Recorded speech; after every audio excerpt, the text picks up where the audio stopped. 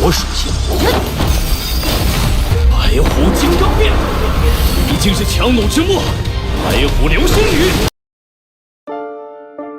Di episode sebelumnya diceritakan bahwa aliansi antara Master Jiwa Jahat dengan Kekaisaran Sun Moon akan mengakibatkan ancaman besar bagi tiga kekaisaran lainnya. Putri Su Jiu dari Kekaisaran Star Luo jelas tidak akan tinggal diam melihat situasi saat ini. Su Jiu menemui Huo Yuhao dan melakukan negosiasi bersama untuk membeli alat jiwa meriam busur ilahi Zuge. Ketika mereka melakukan negosiasi, tidak disangka Putri Weina dari Kekaisaran Jiwa Surgawi juga datang menemui Yuhao untuk mendiskusikan pembelian meriam busur ilahi Zuge demi memperkuat benteng kekaisaran mereka. Lanjut cerita negosiasi antara Yuhao dan kedua tuan putri akhirnya selesai. Ketika kedua tuan putri kembali ke kamar mereka, Wang Donger segera membawa Yuhao ke tempat tidur dan memberinya pijatan sederhana. Wang Donger menanyakan apa yang dimaksud Putri Jiu ketika dia menyebutkan kekuatan Kekaisaran Sun Moon. Huo Yuhao menebak kalau itu seharusnya para insinyur jiwa tingkat lanjut dan alat jiwa yang sangat kuat. Meskipun Su Jiu tidak menyebutkannya, Yuhao bisa tahu dari ekspresinya bahwa itu sesuatu yang sangat menakutkan. Wang Donger mengangguk dan mengungkapkan pandangan gelisah. Dia bertanya kepada Yuhao apakah perang antar kekaisaran benar-benar akan terjadi. Huo Yuhao menyipitkan matanya dan berkata bahwa mereka tidak dapat menghindari peperangan. Singkat cerita, ketika sinar matahari bersinar dari timur, akhirnya turnamen akan segera dimulai. Semua orang dari Sekte Tang bersiap untuk mengikuti turnamen. Seperti yang dikatakan Huo Yuhao sebelumnya, semua orang dari Sekte Tang mengubah penampilan mereka sehingga sulit bagi orang lain untuk mengatakan bahwa mereka adalah 7 monster Shrek yang pernah menciptakan keajaiban di turnamen sebelumnya. Kemunculan tim Sekte Tang Sekte menyebabkan kegemparan besar. Itu dikarenakan penampilan mereka terlihat aneh. Terlebih lagi Yuhao yang duduk di kursi roda. Salah seorang dari mereka berseru mengatakan, tim ini sangat aneh, mereka bahkan mengirim orang cacat. Apakah dia diizinkan untuk bersaing di kursi roda? Adakah yang pernah mendengar tentang Sekte Tang sebelumnya? Sepertinya mereka dari Sekte kuno, namun saya dengar bahwa sekte mereka telah menurun.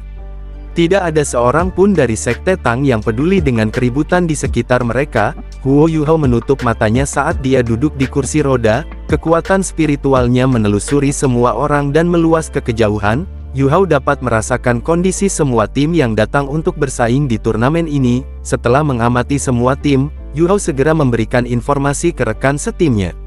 Huo Yuhao tiba-tiba berbalik dan menatap tim yang dipimpin Douluo Scorpion Tiger Zhang Peng. Terlihat sekelompok orang di belakangnya yang mengenakan jubah hitam. Ada seorang wanita yang memancarkan aura aneh berjalan di belakang Zhang Peng. Huo Yuhao mencoba untuk menyelidikinya menggunakan kekuatan spiritualnya. Namun deteksi spiritual Yuhao terdistorsi dan tidak bisa mendekati wanita ini. Yuhao tidak bisa menggunakan deteksi spiritual untuk menyelidiki wanita ini. Tangya berjalan di belakang wanita ini.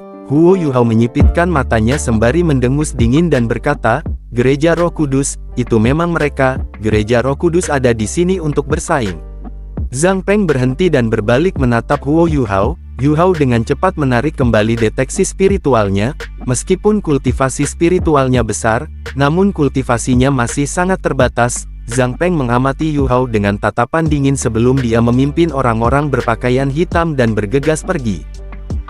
Sesaat kemudian sekelompok tentara khusus berjalan dari utara panggung utama. Para prajurit ini mengenakan jubah prajurit emas. Hechaito memberitahu semua orang bahwa para prajurit ini merupakan divisi rekayasa Kekaisaran Sun Moon. Ini adalah salah satu kekuatan inti sejati Kekaisaran Sun Moon. Hanya ada 1000 orang di divisi ini. Mereka semua setidaknya adalah insinyur jiwa kelas 5 yang dilengkapi dengan alat jiwa terbaik. Pemimpin mereka adalah insinyur jiwa kelas 9 dan hanya menerima perintah dari kaisar. Mereka adalah kartu truf dari semua kartu truf. Posisi mereka untuk keluarga kekaisaran hanya di bawah kuil suci. Huo Yuhao tertegun. Sesaat kemudian Yuhao bertanya mengatakan, bukankah kaisar sakit parah? Apakah dia sudah pulih? Pada detik berikutnya terlihat kereta kekaisaran yang ditarik oleh 32 kuda dilengkapi dengan banyak penjaga. Saat kereta berhenti, kursi roda segera didorong keluar memperlihatkan sosok putra mahkota Su Tianran sementara Zhu Zi dan Jing Hongchen berdiri di belakang Su Tianran. Huo Yuhao tertegun melihat bahwa itu bukan kaisar. Menurut apa yang diketahui Yuhao, hanya kaisar yang bisa duduk di kereta ini. Dijelaskan bahwa saat ini Zhu Zi dan Su Tianran telah menikah. Mengetahui fakta ini, emosi yang tak terlukiskan memenuhi hati Huo Yuhao dan membuatnya sesak napas.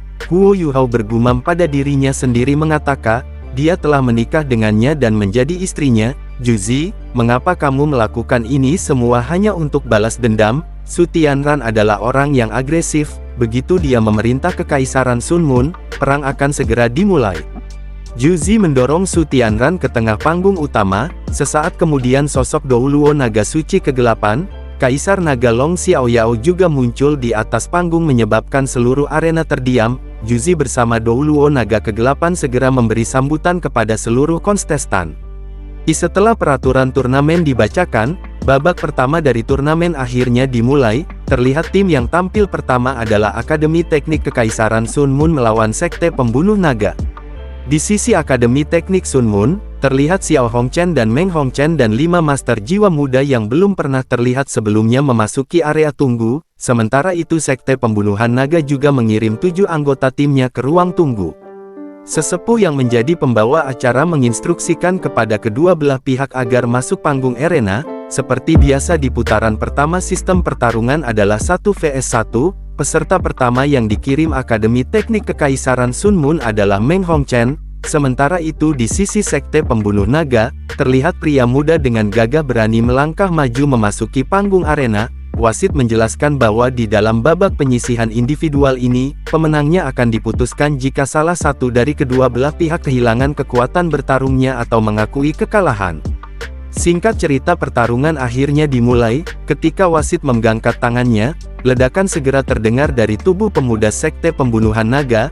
5 cincin jiwa segera dirilis secara bersamaan memperlihatkan 2 cincin jiwa berwarna kuning, 2 ungu dan 1 hitam. Pada saat yang sama, dia segera melesat ke arah Meng Hongchen.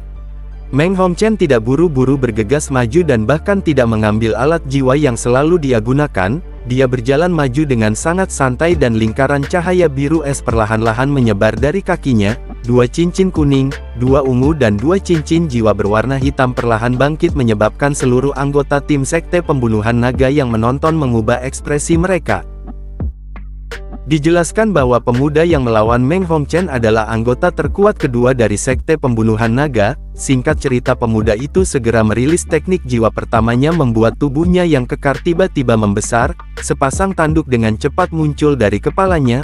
Otot-ototnya segera merobek bajunya memperlihatkan tubuh telanjang yang kekar. Keterampilan jiwa ini disebut kekuatan banteng barbarik. Sementara jiwa bela diri pemuda ini adalah banteng mereh yang merupakan salah satu dari jiwa bela diri tipe banteng peringkat atas. Meng Hongchen sedikit terkejut melihat penampilan banteng merah ini. Dia menemukan bahwa segala sesuatu di sekitarnya tampaknya melambat. Melihat adegan ini, Meng Hongchen tersenyum sementara cincin jiwa pertama dan ketiganya dirilis secara bersamaan. Sesaat kemudian lapisan biru menyebar ke seluruh arena dan dengan cepat melumpuhkan pemuda dari Sekte Pembunuhan Naga.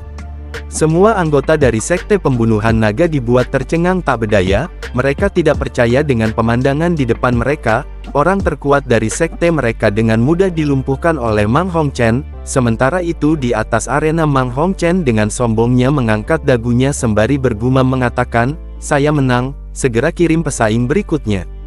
Meng Hongchen segera mengambil botol susu untuk memulihkan kekuatan jiwanya. Di babak eliminasi individu ini, tidak ada aturan yang menyatakan bahwa seseorang tidak bisa menggunakan alat jiwa untuk memulihkan kekuatan seseorang.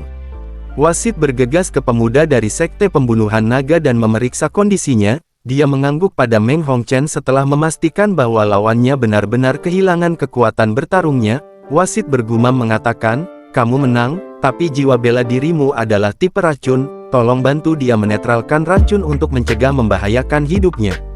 Meng Hongchen berteriak ke arah ruang tunggu di mana anggota tim Sekte Pembunuhan Naga berada. Meng Hongchen mengatakan bahwa mereka harus berjanji agar pemuda ini tidak akan ikut bersaing dalam pertarungan tim jika mereka ingin dibantu untuk menetralkan racun di tubuh pemuda ini. Sisa dari tim Sekte Pembunuhan Naga memandang pemuda tinggi besar yang merupakan pemimpin dari tim Sekte Pembunuhan Naga. Sesaat kemudian pemimpin tim mengatakan agar Meng Hongchen segera menetralkan racun di dalam tubuh anggotanya dan berjanji kalau anggotanya itu tidak akan bersaing di babak tim nantinya. Setelah mendengar perkataan pemimpin tim Sekte Pembunuhan Naga, Meng Hongchen segera membantu mengeluarkan racun di tubuh pemuda sebelumnya. Sementara itu di sisi luar arena, Wang Donger mengatakan kalau kemampuan Meng Hongchen telah meningkat secara signifikan. Wang Donger memperkirakan kalau saat ini Meng Hongchen kemungkinan telah mencapai peringkat 65 atau bahkan lebih tinggi. Huo Yuhao berbicara mengatakan, sebagai seorang insinyur jiwa, Meng Hongchen menggunakan metode-metode master jiwa untuk memenangkan pertarungan. Ini menunjukkan betapa dia percaya diri dalam kultivasinya sendiri. Sementara itu lawannya juga tidak lemah, jiwa bela diri dan keterampilan jiwanya cukup kuat. Yuhao telah menggunakan deteksi spiritualnya untuk menyelidiki kekuatan pemuda dari Sekte Pembunuhan Naga. Yuhao mengatakan kalau pemuda itu berhasil melawan racun Meng Hongchen untuk beberapa saat. Jika saja dia diberi waktu untuk menggunakan keterampilan jiwa terkuatnya, Meng Hongchen kemungkinan akan kesulitan melawannya. Kembali ke arena kompetisi, peserta kedua dari Sekte Pembunuh Naga yang bernama Feng Shen, ketika dia berdiri di depan Meng Hongchen, pandangan marah melintas di mata Feng Shen sementara suaranya terdengar mengatakan, "Jangan berpikir bahwa kamu akan menang melawan saya hanya karena kamu menang melawan wakil ketua tim saya." Setelah Feng Shen berbicara, dia dengan cepat merilis jiwa bela dirinya. Suara elang disertai sambaran petir keunguan langsung melesat ke langit. 5 cincin jiwa berwarna 2 cincin kuning, 2 ungu dan 1 cincin jiwa hitam bersinar di tubuhnya. Sepasang sayap biru tua membentang dari lengannya dan melayang di udara. Melihat lawannya melayang di udara, Meng Hongchen segera merilis 6 cincin jiwanya. Keahlian khusus racun es miliknya dilepaskan bersamaan. Sementara itu di udara Feng Shen langsung melepaskan 3 keterampilan jiwanya secara bersamaan. Teknik jiwa pertama, ketiga dan kelima dirilis secara bersamaan. Feng Shen berencana untuk mengakhiri pertarungan dalam satu pertukaran. Dijelaskan bahwa jiwa bela Feng Shen adalah Lightning Falcon yang dikenal sebagai predator elang. Ini adalah jiwa bela diri yang sangat cepat dan ganas. Di antara jiwa bela diri tipe kecepatan, Lightning Falcon adalah salah satu yang terbaik. Setelah merilis 3 keterampilan jiwanya, Feng Shen segera mengunci posisi Meng Hongchen dan melesat ke arahnya. Melihat serangan ganas dari Feng Shen, Meng Hongchen segera mengeluarkan alat jiwa tipe pertahanan dan melindungi tubuhnya. Ketika Feng Shen menghantam pertahanan Meng Hongchen, kekuatan tabrakan yang luar biasa menyebabkan lantai logam runtuh, bahkan permukaan es yang dibentuk dari refleksi es Meng Hongchen mulai retak. Meng Hongchen masih berdiri di posisi awalnya, seluruh tubuhnya diliputi oleh penghalang cahaya merah muda. Sementara itu Feng Shen yang berjarak 10 meter darinya mulai terengah-engah dikarenakan energinya terkuras banyak. Sesaat kemudian Feng Shen jatuh ke tanah dan pingsan. Setelah menyelesaikan serangan terkuatnya, lengannya patah dan dia juga menderita racun katak es. Namun Meng Hongchen juga terlihat dalam kondisi yang buruk. Dia tidak berharap kartu asnya terungkap kepada semua lawannya. Serangan Feng Shen terlalu kuat sehingga kekuatan jiwa Meng Hongchen habis sebanyak 40%. Meng Hongchen hanya bisa memanfaatkan serangan dari alat jiwa kelas 7 untuk benar-benar memblokir lawannya.